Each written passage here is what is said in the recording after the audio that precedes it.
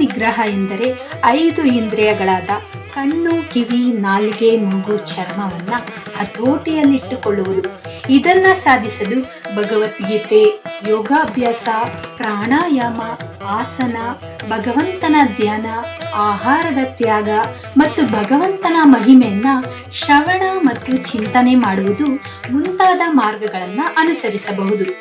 ಕಣ್ಣು ಜಗತ್ತಿನಲ್ಲಿರುವ ಎಲ್ಲ ಸುಂದರ ವಸ್ತುಗಳನ್ನ ನೋಡಲು ಬಯಸುತ್ತದೆ ಮತ್ತು ಅದನ್ನ ಅಲ್ಲಿಗೆ ಕೊಂಡೊಯ್ಯಲು ಒತ್ತಾಯಿಸುತ್ತದೆ.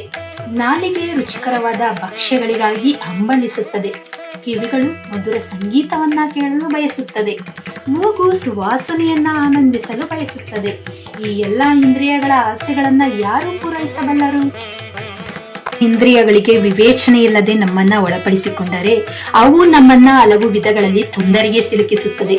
ಮೊದಲನೇದಾಗಿ ಇಂದ್ರಿಯಗಳನ್ನ ನಿಯಂತ್ರಿಸಬಹುದಾದ ಮಾರ್ಗವನ್ನ ನಾವು ಕಂಡುಕೊಳ್ಳಬೇಕು.